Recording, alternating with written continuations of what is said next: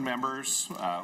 We'll call to order the Committee on Jobs and Economic Development. It is Wednesday, April 9th, and I have 12:36. We do have a quorum. A quorum is present. Today we are going to be marking up the Jobs Omnibus Bill, Senate File 1832 as amended. Senator Champion, I believe you want to get to a couple of amendments to clean up the bill to start with. And I believe 810 is the first one. So I move the 810 amendment, Mr. Chair. And members, I believe we have the 810 in our packets. And Senate Council is prepared to go through the 810 and what it means. Okay, please go ahead. Thank you, Mr. Chair, members. So we are looking at the A10 amendment. You should all have that in your packet. I'm going to go through kind of in groups of lines just to kind of say what's going on in the particular line. So starting with lines 1.3 to 1.7, these are some technical changes that were necessary to match the spreadsheet up with the language with the spreadsheet. Line 1.8 is a technical request from Enterprise Minnesota. Lines 1.9 to 1.10, this, we heard some testimony the other day, this addresses the University of Minnesota's Pro-Start Hospitality Program.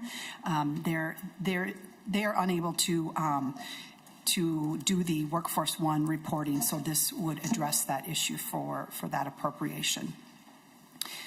There's also an appropriation that we changed to a previous appropriation that also addresses this issue, and that was already included in the bill. Then lines 1.11 to 1.14. This is also some technical assistance that is necessary to make the Bridges to Healthcare appropriation work, and it's just clarifying for that appropriation. Line 1.15, again, this was some technical assistance clarifying language for the change starts with community appropriation. Line 1.16 to 1.17, this is another technical assistance and a technical fix for the YWCA of the North, a reference to the Beacons program. Line 1.18 is another technical change to match the spreadsheet for the Abijah's program. Line 1.19 to 1.20, this also addresses for Abijah's the Workforce One reporting issue that they also have with that particular Workforce One requirement. Line 1.21 is a technical assistance and a technical request for Aspirus Lakeview appropriation. Lines 1.22 to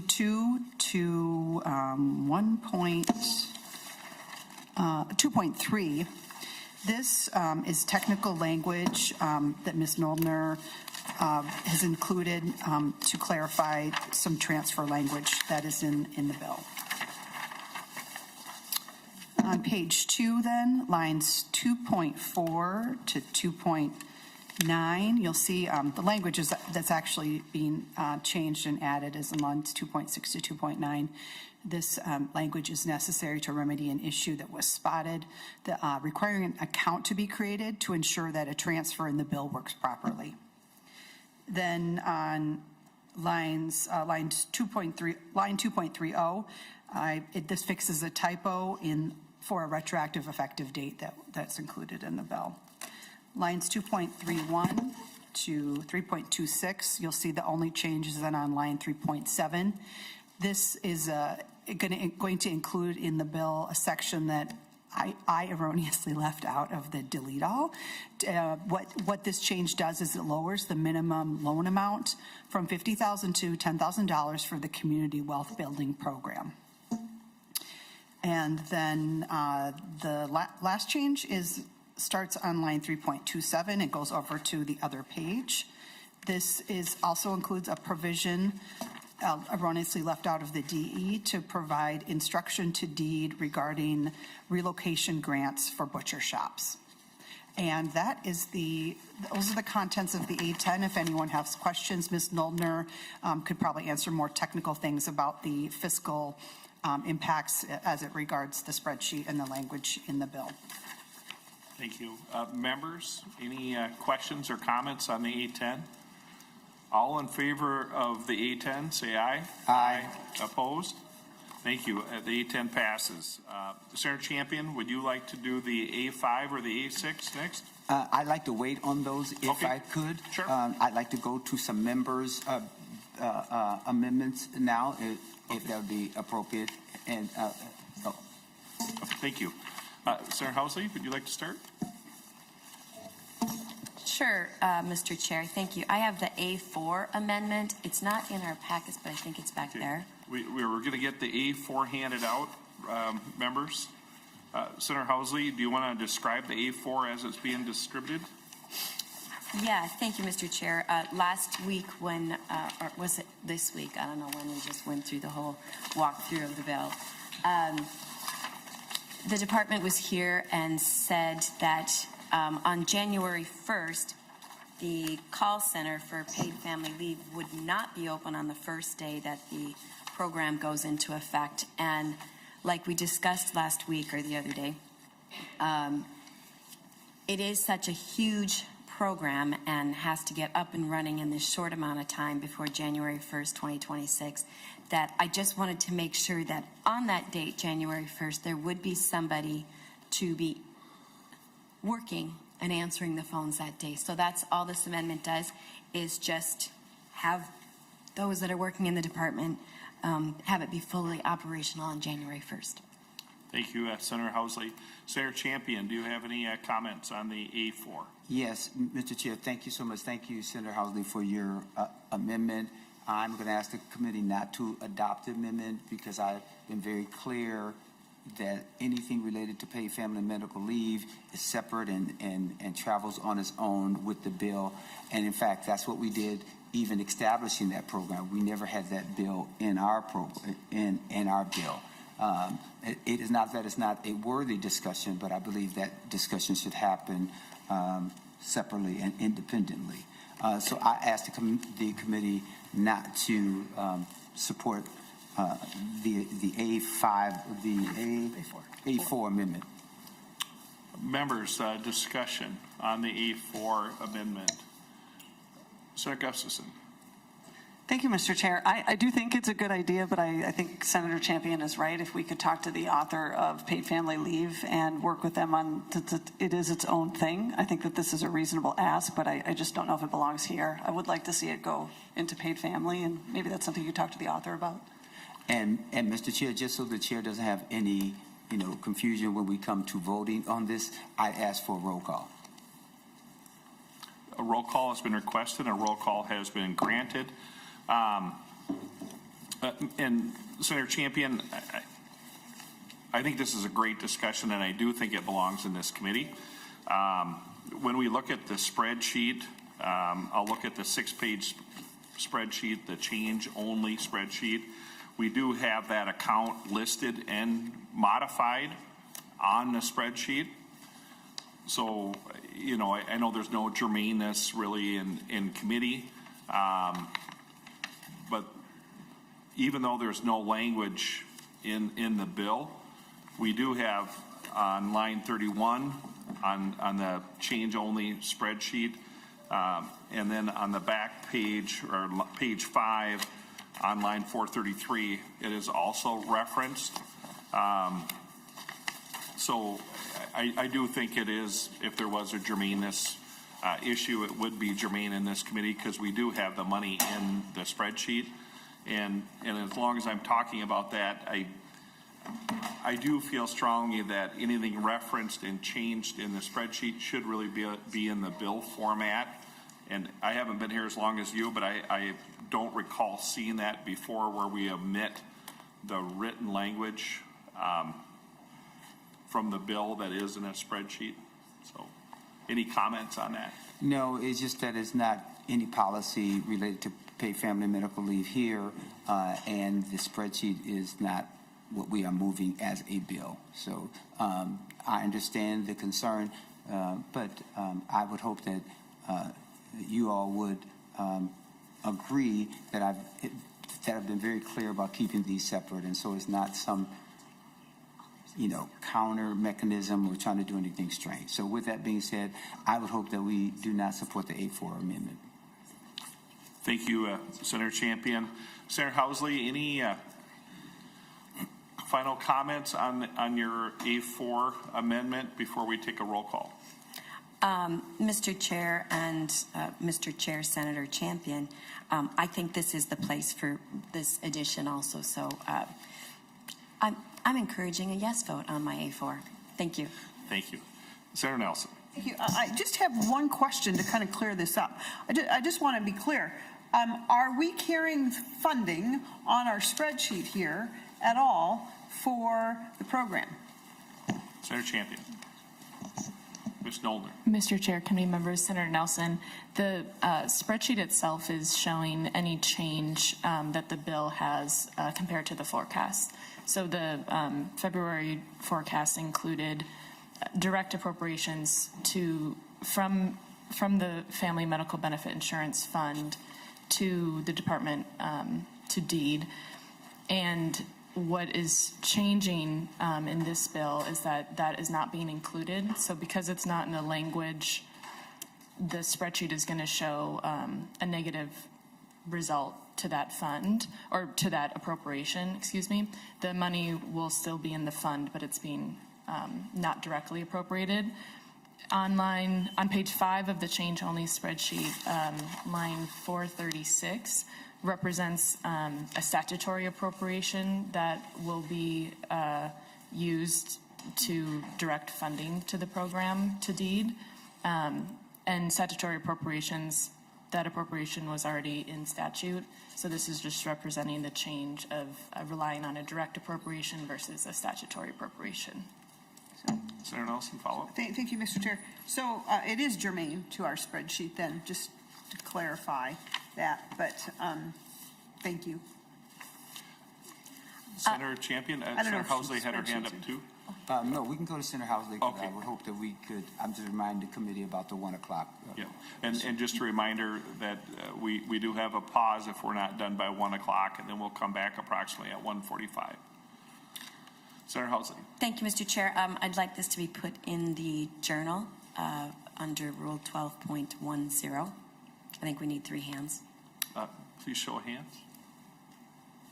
Okay, we have 3 hands for the record, so it will be inputted into the journal. Senator Champion, any other comments, or should we go to roll call? Roll call. Okay, roll call. If we could take roll call.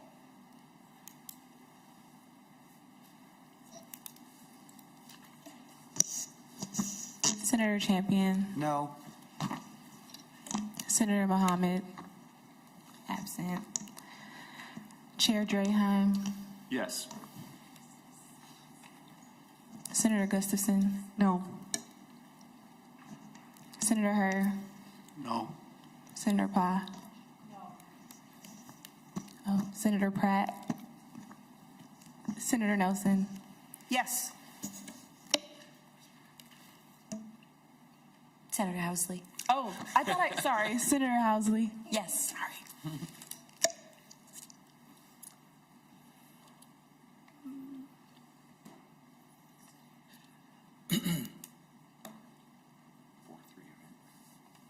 So the A4 does not pass on a vote of 4 noes and 3 yeses.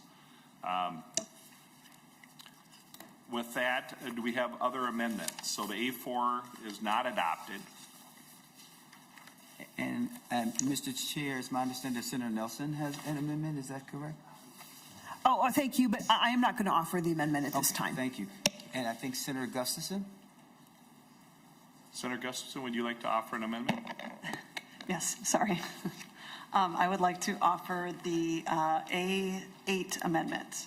The A8 is the A8 in our packets. I do have the A8 in my packet. Does everybody have the A8? Can you describe the A8, Senator Gustafson? I can. Thank you, Mr. Chair. So originally the bill, the Senate File 2811, is the Prepare Minnesota program that requested $5 million from the Workforce Development Fund, and it was not included in the committee's Omnibus bill. The program offers comprehensive test and professional licensure preparation programming to U of M system, MNSCU system students, and dislocated workers. The test prep is for med school, law school, graduate school, nursing, teaching, real estate, and the financial industry would all be offered. The state would have a procurement process to select a vendor to operate the service of the programming, and the program offers access and an opportunity to students and workers to choose their career path of choice without having to consider financial, socioeconomic, or accessibility barriers. I want to remind everybody that when we presented, it did very well in committee. In fact, two of our members are on the bill, Senator Nelson and Senator Housley, so I thank them for their support. We understand that maybe the $5 million might be too much, but the amendment modifies the existing proposal to a $1 million request from the state's Workforce Development Fund. The same prep and licensure offerings would be available to U of M students and dislocated workers.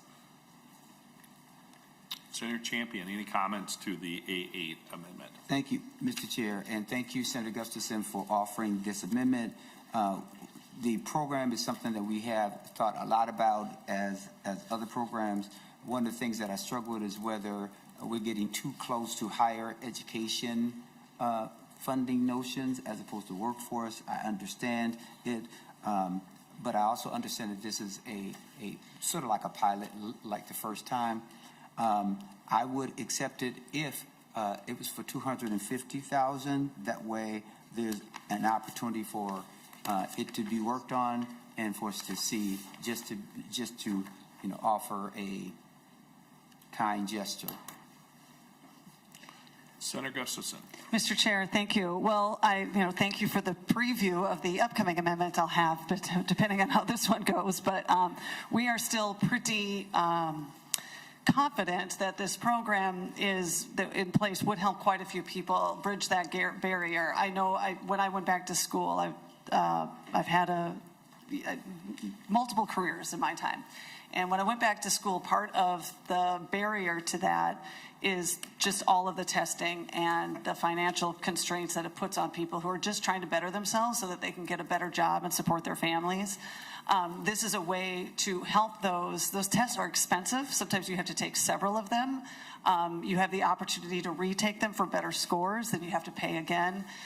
It continues to be a barrier also that you can just better yourself and move forward. So I still am going to ask for the $1 million on this amendment. I hope members can support, and I thank you for considering it. Members, thank you. I would like to just comment on it a little bit. It doesn't include Min-State, and they have 10 times the locations that the U has. So I would rather see maybe a different amendment that would be more inclusive, like the A9. So at this time, I'll be also against the A8. Mr. Chair. Senator Gustafson. Would be happy to add that to this amendment if you thought you'd like to make an oral amendment, but I'll leave it up to you. Thank you. Unfortunately, I don't control the numbers in this committee. So, I'll leave that up to Senator Champion to decide what kind of resources he has available. But if we do something, I think it is in the best interest of the whole state if we include both Min-State and the U. So thank you. Senator Nelson. Thank you, Mr. Chair. Well, I will make that amendment. So I would like to make an oral amendment to the A8, and I'll ask staff to read that. I believe that's on line 1.112 to add Min-State as well. We'll take a little more comment before we go to nonpartisan staff. Senator Housley. Thank you, Mr. Chair. I'm just wondering, since this is a pilot program, is it the right place for it to be in an amendment as in statute, or should it be in session law? I don't know if... That's another great question for nonpartisan staff. So any other comments on the amendment before? Senator Pratt. Thank you, Mr. Chair. Well, I share Chair Champion's concerns with this bill. I think it does get very, very close. By adding dislocated workers, I think it fits a little bit better within the Jobs Committee. But the purpose of the Workforce Development Fund is to get people basically ready, not always for those professional jobs. I took the GMAT at one point in time, and I studied for it, and I get that it's different today, but when we're facing a $3.3 billion structural deficit, when we are moving and putting a lot of pressure on the Workforce Development Fund, which is a surcharge on the unemployment insurance tax that we charge, I want to make sure that we are fully aligning with it. I think it's an interesting program. I just really do share Chair Champion's concerns that it's maybe a little bit of a crossover and maybe could use a little more work. I would say that Minn State probably has more of the students that would benefit. I think the University of Minnesota doesn't have as many students as need. Maybe I'm wrong. But I've always considered Minn State to be the cost-efficient, cost-effective opportunity and maybe even a better place to pilot it. But I think we just need another year of discussion on it before we move forward. Thank you, Senator Pratt. Senator Champion. Thank you, Mr. Chair. Senator Gustafson, I'm willing to offer the $250,000 on and by modifying line 1.4 so that you have something and that we can continue to look at the information and to see how we best do it. But if not, I just don't think financially that we're in a position to do $1 million. Thank you, Senator Champion. So, Senator Mr. Nelson. Chair, I have an amendment. Yes, we're on your motion for the oral amendment. We have the motion underlying amendment, and then we have the oral amendment to the amendment. So, nonpartisan, do we have language for the A8? Yes. Mr. Chair, members, Senator Nelson. So on line 1.12, after Minnesota, insert comma, Minnesota State Colleges and Universities, comma. And as to the question about the pilot program, I did think about that when I was requested to draft this amendment, and it probably normally would not be coded. It probably would be in session law as a pilot, but that's something we could certainly work on, or I could put it in session law if we want to in finance or if this moves forward. So I agree though with the pilot nature. Thank you. Members, to the oral amendment, everybody understand the oral amendment? All in favor of the oral amendment, say aye. Aye. Opposed? The oral amendment to the A8 passes. To the underlying A8 amendment, Senator Champion. I would ask for a roll call vote. Roll call has been requested. Roll call granted. Any other discussion on the A8? Otherwise, we'll vote. Roll call. Senator Champion. No. Senator Herr. No. Senator Paul. Senator Mohammed. Senator Nelson. Yes. Senator Pratt. No. Chair Draheim. No. Senator Housley. Yes. Oh, Senator Gustafson. Yes.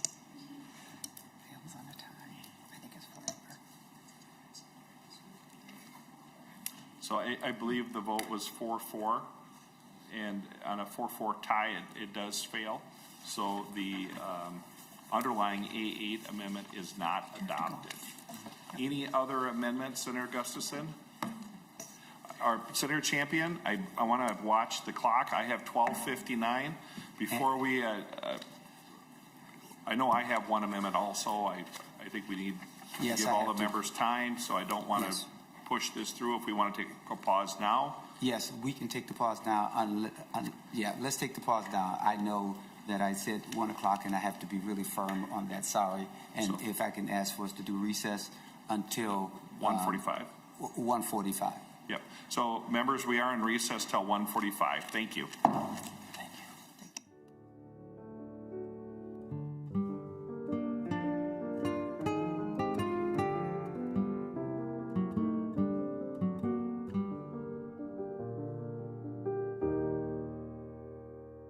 Back to order the Jobs and Economic Development Committee.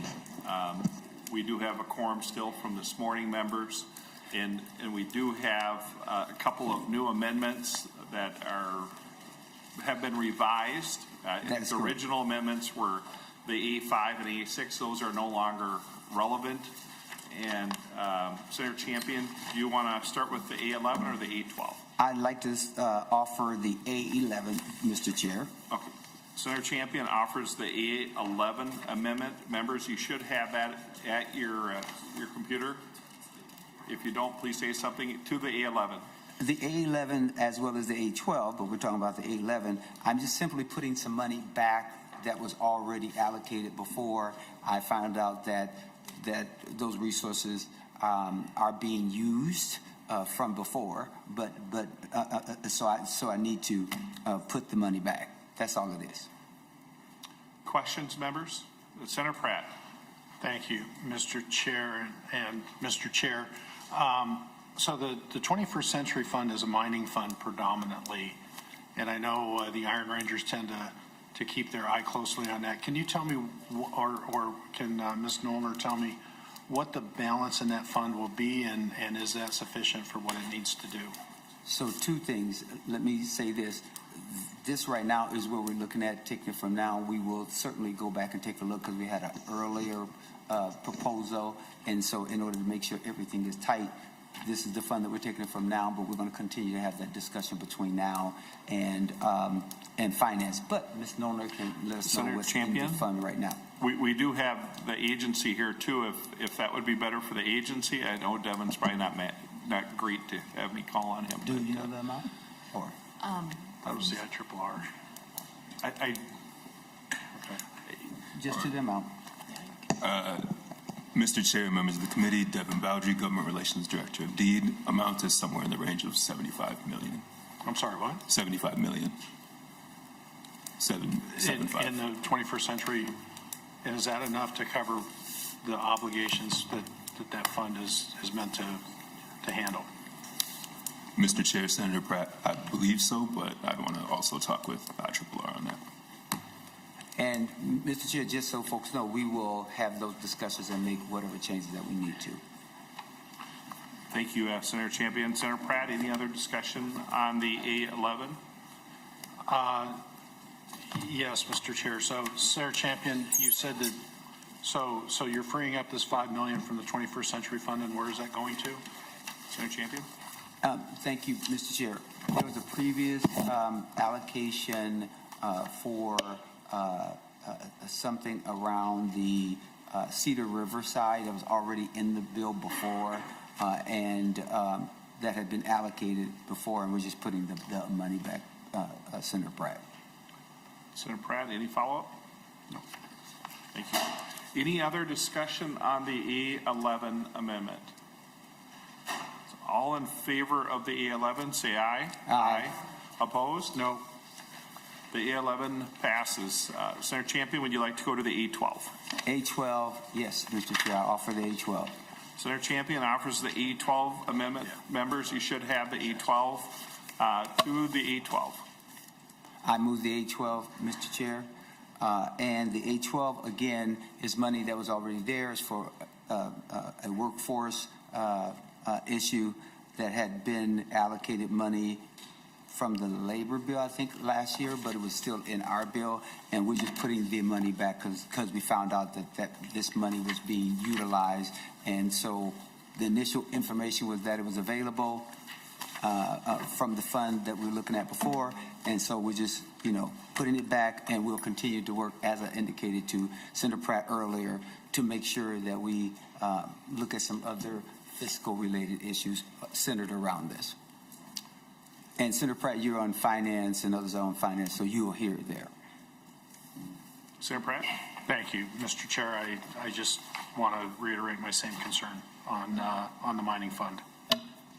Thank you, Senator Pratt. Any other discussion on the A12 amendment? All in favor of the A12, say aye. Aye. Opposed? The A12 passes. And with that, Mr. Chair, and I want to reiterate that we're going to continue to look at that and do all the things that we need to, Senator Pratt, so you can be assured of that. And thank you for your indulgence. But it appears to me, Mr. Chair, that we still have an amendment from Senator Gustafson. Yep, thank you. That's the next place. I just wanted to get the bill in the order you wanted it before we moved on to member amendments. So if you're done, Senator Champion, we'll go to Senator Gustafson. Thank you, Mr. Chair. So back on the conversation of SF 2811, the Prepare Minnesota program, the A8 was not accepted, so we are offering now the A9, which I believe is in everybody's packet. This amendment modifies the existing proposal to a $250,000 request from the state's Workforce Development Fund. The same prep and licensure offerings would be available to one U of M campus, one MSCU campus, and dislocated workers. Thank you, Senator Champion, to the A9. Thank you, Mr. Chair, and thank you, Senator Gustafson. I discussed my concerns, but I understand what they're attempting to do, and I made a commitment. If it was at $250,000, that we will, that I would accept it. And I understand there's some other amendments around the table on this amendment. The A9 amendment. Thank you. Thank you. Senator Nelson to the A9. Yes, to the A9. I just think there might be an error on, I support the A9 and its intent, but on line 1.12, I think we want to say on Minnesota State colleges and universities, not one Minnesota State colleges and universities. So it appears that we need to delete that E on the end of the word one on line 1.12. No? City Council's coming out with, here we go. It's on line 1.12. She says it should be deleted when you think in terms of how it flows. Mr. Chair and members and Senator Nelson, so I believe it should say one. So they want it to be, somebody needs to identify one of those campuses, or do you want to just you want it to be all the campuses? I think the intent is to say at, one U of M campus, one Min State campus, and then all dislocated workers. So, kind of narrow it a little bit, and that's why it's only $250,000. I think that's the intent. It may read a little awkward, but. Yes. Mr. Chair. Senator Nelson. I do want to question Senator Gustafson. Senator Gustafson, is your goal to narrow the scope of the bill to just one of the University of Minnesota campuses and one MSCU or Minnesota State University campus because of the lower funding? Just some confirmation there would be helpful.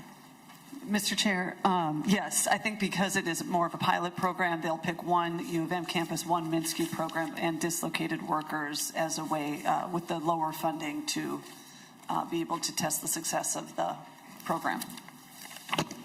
Senator Nelson, follow up. Yep, thank you, Mr. Chair. And so I assume it's the commissioner who would make that choice? Senator Gustafson. So I would agree with Senator Nelson. If this goes on, that I think maybe we could have cleanup language for Finance Committee to specify who picks which campus. So, Senator Gustafson. Mr. Chair, Senator Nelson, yes, the commissioner would pick. Senator Nelson. Thank you, Mr. So not to take too much time, I would look forward, I'm on taxes, not finance, but I'd look forward to seeing the cleanup language as far as how is this determined. I would be glad to make some recommendations, but I think we need to get that in the bill. So thank you. I do support the amendment.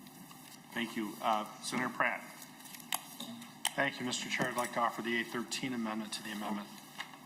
A13 amendment. Do we have the A13? I don't believe I do. So if we could get the A13 passed out. Mr. Chair, the pages have that amendment to pass out. Perfect. Thank you.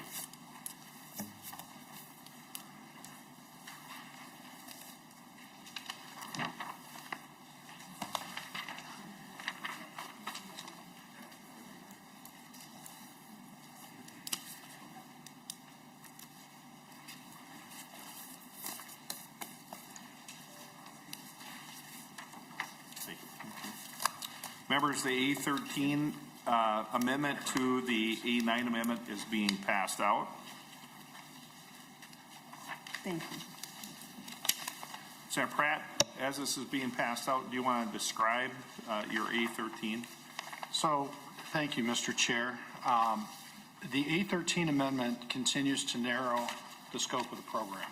As we discussed on the previous amendment, this flies very, very close to higher ed and outside the scope and the objective of the Workforce Development Fund. In fact, you'll notice even down on line 1.29, the reporting doesn't even come to this committee. It goes to the Committee on Higher Ed. And so if we're going to fund this through the Workforce Development Fund, Mr. Chair, I would suggest that we only make this available for the dislocated workers to see how that pilot goes. And so it strips out the two campuses and makes it available for dislocated workers. Senator Champion, any thoughts to the A13 being amended to the A9? Mr. Chair, I indicated to Senator Pratt that I would not be supporting this amendment, and I'm sure that Senator Gustafson will continue to look at how to tighten up her bill without this amendment. Thank you, Mr. Chair. Thank you, Senator Champion. Senator Gustafson, any thoughts to the A13 being amended to your A9?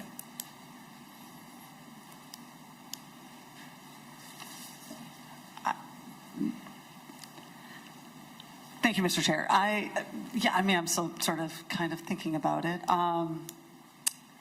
I don't disagree. I do think that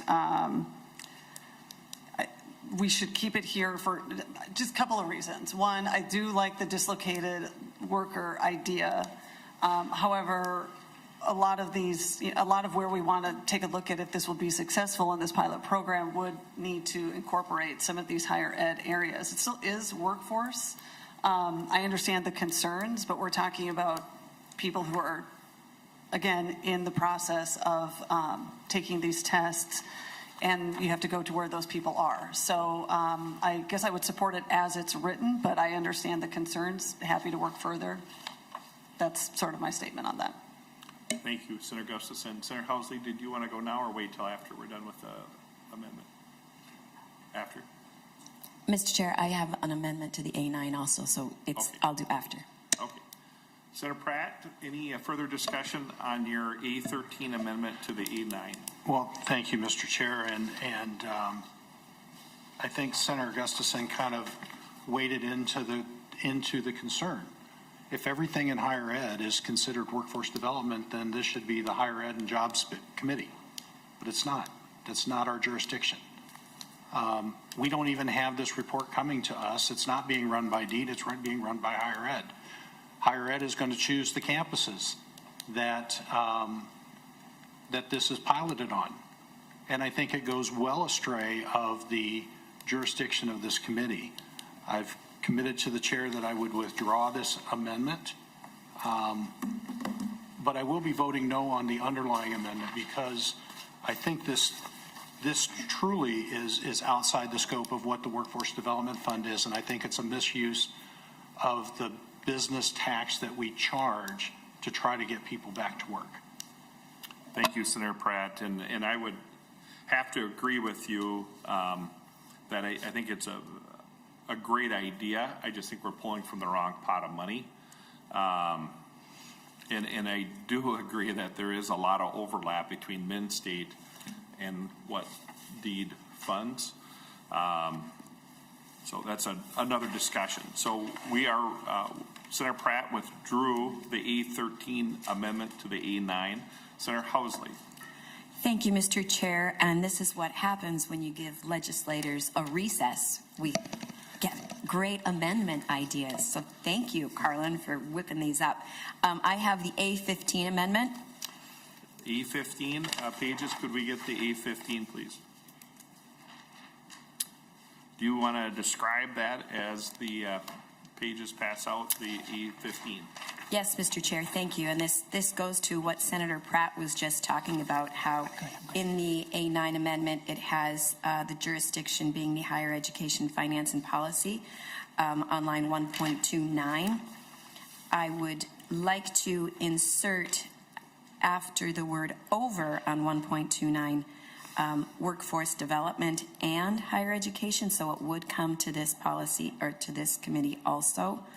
That's the first part of the amendment. And the second part of the amendment, Senator Gustafson, I didn't tell you about this because I just thought of this during our recess. Line 2.4, after the word year, insert including identifying the number of each exam type for which preparation was provided. So just knowing what sort of exams they were taking. And that's it, simple. Thank you, Senator Housley. Senator Champion, do you have any comments on the A15? I would defer to Senator Gustafson. Okay, thank you. Senator Gustafson. Thank you, Mr. Chair. I like both of these amendments and would encourage people to support them. Any other discussion to the A15 being amended to the A9? So members will vote on the A15. All in favor say aye. Aye. Opposed? A15 is adopted to the underlying A9 amendment. Any other discussion on the A9 amendment, members? Okay, we will take the vote on the A9 amendment. All in favor say aye. Aye. Opposed? No. The A9 is adopted. Thank you, Senator Gustafson. Senator Champion, I have one amendment left. Should we go to that? Yes. Okay. Any other amendments, members? Senator Pratt, do you have another amendment? Thank you, Mr. Chair. I have the A14 amendment. The A14, if we could get the A14 passed out.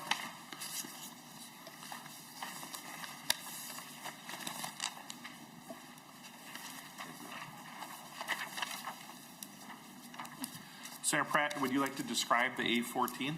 Thank you, Mr. Chair. Well, I was not online or here yet when we discussed the original amendment, but I continue to be concerned that we are rolling out paid family medical leave on January 1, and we've heard from DEED that there's no plan to have that program supported on the day that it launches.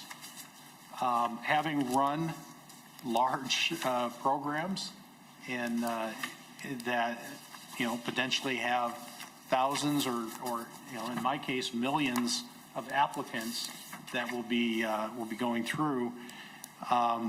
This will have the paid family medical leave operations available on December 31st and as well as January 1st, so that any small business that is concerned with or has questions regarding the program can get those questions answered.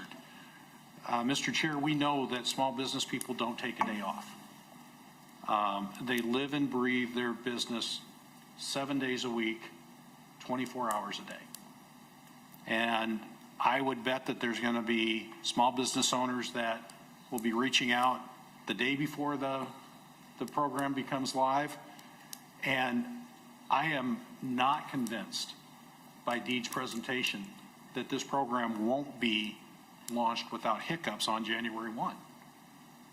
And I think we need to have staff in there in order to handle this potential call volume. I don't know how much it needs to be staffed. I think we can, DEED can probably figure that out. But having run call centers in the past, I know that customers call on holidays and evenings of holidays. These are not 9-to-5 call centers. And I think it's just extremely important that if we are going to implement a big government-run program on a holiday, that the support be there on that holiday to cover it. It's a simple amendment, Mr. Chair, and I request a roll call vote. Thank you, Senator Pratt. Members, we are discussing the A14 amendment. Senator Champion, do you have any initial thoughts on the A14? Mr. Chair, as I mentioned earlier, I understand the need to have discussion around paid family and medical leave. That is a separate bill from what we have here. I've always kept it separate, even when it had an initial implementation strategy or the bill was going through various committees. And so I would continue to appreciate any discussion about paid family and medical leave to happen independent of our bill. And so with that, I will ask the committee not to adopt the Pratt amendment. And I also will request a roll call. Thank you, Senator Champion. And it's the second time you have referenced another bill for paid family medical leave.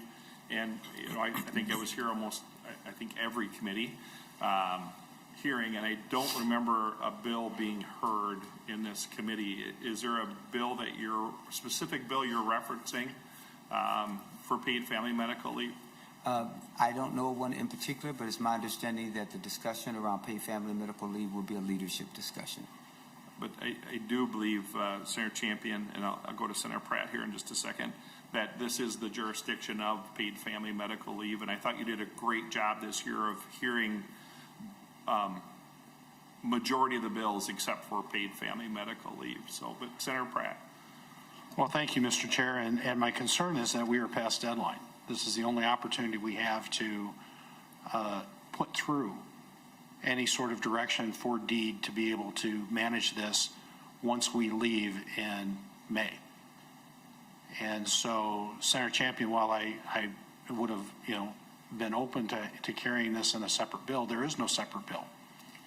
And I would encourage members to vote in favor of this amendment, because this is the only way. We have had failure after failure on system launches. MNsure was a failure for almost 2 years when we launched it.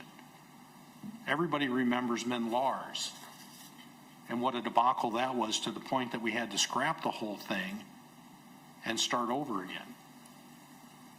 And members, this will be the MNLARS that hangs around your neck come election 2026.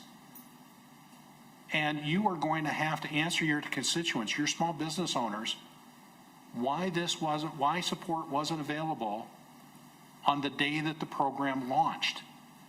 I can tell you there's not a single entity that does large releases like this that does not have support available on the day that it launches. Like I say, I have been in work supporting these projects on New Year's Day, on President's Day, on Labor Day, on the day after Thanksgiving, because that's when some of these changes had to go in, and we needed to be able to support them. And I ran the call center. It was my people that were managing the expectations of the organization here being the state of Minnesota. Had we done paid family medical leave differently, I can tell you, if it had been more of a public-private partnership like I had proposed, that private entity would have call center people available on that day. They would have call center people available the day before. And I think it's vitally important, if the majority is committed to paid family leave being successful, then I think it's your responsibility to vote in favor of this amendment. Thank you, Senator Pratt. Senator Champion, do you want to comment on that, or any other members want to comment? No, I mean, I can understand, you know, what others are saying, and whether we disagree with each other or not. I've been very clear about this separation. So with that, I'm looking forward to us voting. Thank you, Senator Champion. Senator Housley. Thank you, Mr. Chair. And just listening to Senator Pratt, I know my amendment was for the call center to be open on January 1st, the day that huge program goes live, and then you added the day before, which is a Wednesday. And then I'm sitting here thinking, if I'm a small business owner, knowing on January 1st everything's going to be turned upside down, I think I would want to do a little bit more pre-planning, and the week before that is the Christmas week. So I'm thinking if maybe we could change it to December 15th.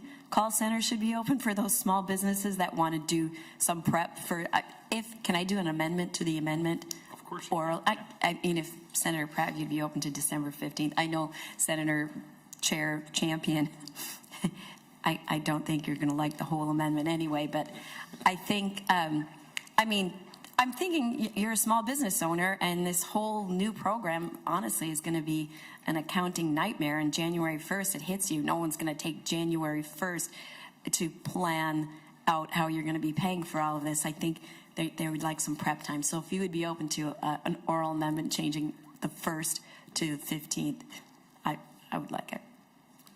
Senator Pratt.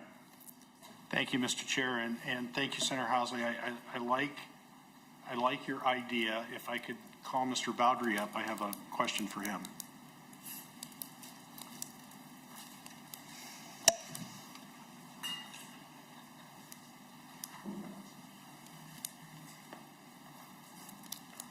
Thank you for coming up. Please state your name for the record. Thank you, Mr. Chair, members of the committee. Devin Boudry, Government Relations Director at DEED. Senator Pratt. Thank you, Mr. Chair. Well, we went through and highlighted many concerns in the project plan. Mr. Boudry, can you tell me, is there a soft launch plan for this program prior to January 1 that somebody might stumble on where we would want that support available? Do you plan on doing a soft launch prior to January 1? Go ahead. Mr. Chair, Senator Pratt, I guess I'm not sure. I'd have to check with Deputy Commissioner Rowe on soft launch. I suppose as far as staffing, we do plan to staff up the call center in advance of launch date so that we can start answering questions, but to get to the details, I would have to check with Deputy Commissioner Rowe. Senator Pratt, follow up. Thank you, Mr. Chair. Senator Housley, I'm going to take your amendment as a friendly amendment because I continue to be very, very afraid of the launch of this program. If we don't know when the go, no-go date is going to be, if we don't know if we're going to soft launch this or not, this is probably the biggest project DEED has on their plate. And they can't answer some of the basic project management questions that we have. So I'm going to accept your, I'll support your amendment to the amendment. So, members, we have an oral amendment to the A14th. And just to clarify, Senator Housley, we're going to strike on line 1.731 and insert 15. Everybody understand the oral amendment? All in favor of the oral amendment, say aye. Aye. Opposed? No? The oral amendment passes. So to the underlying A14, any other comments on that? Otherwise, I would just like to make a statement. As you know, I've had many small businesses, and we at our peak, we had over 110 employees. So end of quarter is always big in our household. Besides our own businesses, my wife was an accountant, and she was vice president of finance for a company, and every end of quarter, it was all hands on deck. Everybody participated. There was no time off on end of quarter. End of the year is worse. So to make sure the agency is staffed at the end of the year, I think is a reasonable request. So I hope everybody supports the A14th. I think it's a common sense approach. Senator Gustafson, did you have any comments? Thank you, Mr. Chair. I was just waiting until you were done, but Okay, go ahead.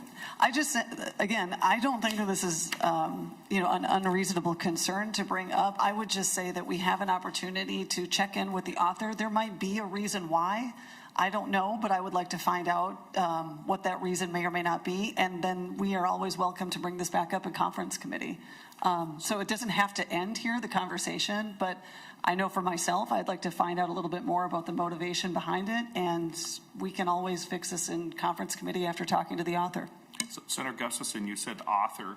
Which bill are you referring to? Because the jurisdiction of this topic is this committee, and we heard zero paid family medical leave bills this year, from my recollection, that we, not one, not a single bill affecting paid family medical leave. We had informational hearings only. Senator Gustafson. Thank you, Mr. Chair. I don't mean to make it awkward, but there was a period of time where you had the gavel at the beginning of session and we had shared power. We didn't hear it then either. So I guess that might have been a window of opportunity that was missed by my colleagues. But I would just say that there's, Senator Mann has worked extremely hard on this bill. I'm sure that there is a reason why it is crafted the way it is. I know she's been very reasonable with lots of stakeholders to figure out ways to best go forward on this. I would just like to consult with her before I vote on an amendment that is I've just heard about now. So what I guess I am saying is that there is room for still some of that to happen down the road in conference, but I want to make sure that I'm talking to everybody before I vote in support of it, and that's it. That's why. Thank you. Senator Gustafson, at the beginning of the session, the jackets went back from the reviser, and Senator Champion worked very closely with me. I give him a lot of credit on how we started the session, and there was discussion of having a hearing on paid family medical leave. And unfortunately, we didn't get the bills in. And I wish we would have had a full day hearing or a couple days on paid family medical leave. So our schools could have come in and testified what effect they will have, and our counties and our cities and our small business people and our big business people. And so everybody had that voice. And unfortunately, that is something that we missed this year. But at the beginning of the session, the jackets were not back. There was a huge backlog at the revisor's office on both sides of the aisle. The jackets weren't here the first 2 weeks for a majority of the bills, and that's why I think Senator Champion and myself, in consulting with me, had the hearings we did. It was with the information we had at the time. So with that, Senator Pratt. Thank you, Mr. Chair. And Senator Gustafson, I certainly understand your concern. This is not coming out of anything that Senator Mann did. I think there were plenty of bills drafted to fix the underlying program. This is an idea that came out of the presentation we heard last week. I think it was last week, where Mr. Rowe told us, no, they're not planning to staff it on the day that it launches. So we couldn't have had a hearing on this particular idea. We didn't even know about it until Mr. Rowe came in and presented. And as we hear, there's no defined go, no-go date. There's no defined soft launch. Nobody can answer the questions on the project management side of this. Then we as a legislature have to step in and say, Dee, you have to do the basics to make this work. And there is no bill. We are past deadline, and this is the jurisdiction that it would be heard in. Now, we can put this amendment on, continue to have the conversation, strip it off in finance if we decide that, yes, there is going to be a vehicle. But for us to say that this is going to go to conference, trying to presume what the House may or may not have in their bill, I think is negligent on our part. We are the Minnesota Senate. And we send the bills to the floor, and we send the bills over to the other body with the provisions that we think are reasonable. And I disagree with your argument, and I think it's understandable. I just think that we need to flex our authority as an independent body to say that we need to stand up and assure that DEED makes this program as successful as possible. I voted against it. I think it's still the wrong plan. I think it's still the wrong paradigm moving forward. I also don't want to see it fail. I don't want to see Minnesota small business people, I don't want to see Minnesota employees struggling to get what we promised them. And it's that simple.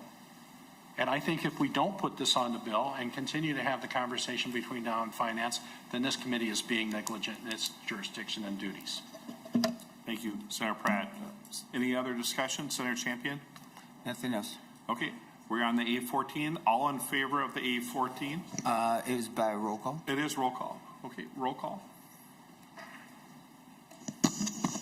Senator Champion, No. Senator Mohammed, Senator Chair Jaheim, Yes. Senator Gustafson, No. Senator Herr, No. Senator Pa, Senator Housley, Yes. Senator Pratt, Senator Nelson.